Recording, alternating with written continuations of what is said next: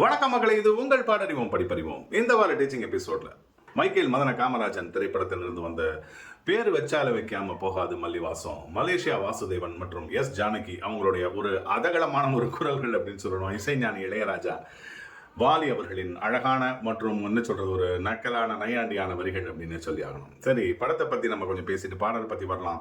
ஒரு பாகிஸ்தானி திரைப்படத்தோட ரைட்ஸை வாங்கினார் பஞ்சு அருணாச்சலம். தன்னுடைய மனைவி இப்போ மீனா பஞ்சு அருணாச்சலம் தான் PR ப்ரொடக்ஷன்ஸோட ப்ரொடியூசர். அவங்களை வைத்து இந்த திரைப்படம் தயாரிக்கிறாங்க.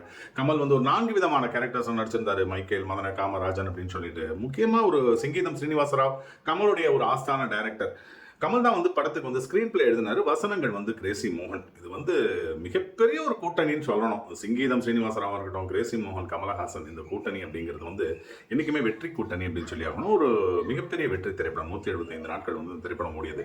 வாலி குதூகலமா எழுதியிருந்தாரு. இளையராஜா என்ன சொன்னார்னா, அந்த பாடல் கம்போசிங்கே ஒரு கதை அப்படின்னு தான் சொல்லுவாரு. அப்போ வாலி கட்டார் என்னையா சந்தம் அப்படின்னு தட்டாட டட்டாட டட்டாட டட்டாட என்னையாது டட்டாட டட்டாடன்னு இதெல்லாம் எப்படி எழுத முடியும் அப்படின்னா, ஏன் திருவள்ளுவர் எழுதியிருக்காரு. திருவள்ளுவர் என்ன எழுதினாரு? துப்பாக்கு துப்பாய துப்பாக்கு இன்னொரு சொல்ல இந்த மாதிரி எழுதிருக்காரு. அந்த ஸ்ட்ரெஸ் கொண்டு வரணும், அந்த ஆக்சென்ட் இருக்கணும் அப்படின்னு சொல்லிட்டு சொல்றாரு. திருவள்ளுவர் எழுதிருக்காருங்க. தட்டாட டட்டா டட்டா டட்டா அப்படின்னு சொல்லிட்டு துப்பாக்கு துப்பாய் அந்த குரல் எடுத்து சொன்ன அப்படியா வச்சாலும் வைக்காம போகாது மல்லிவாசம். அதாவது சாதாரணமான வார்த்தைகளை யூஸ் பண்ணக்கூடாது. அந்த இதுக்கு அடிக்கிற மாதிரி அந்த சந்தத்துக்கு எழுதி கொடுத்தாரு அப்படின்னு சொல்லணும். வாலி அப்படின்னு சொல்லி இசைஞானி இளையராஜா சொல்லுவார். எல்லாரோட சேர்ந்த ஒரு கூட்டு முயற்சி, ஒரு ஃபன் சாங் அப்படின்னு சொல்லணும்.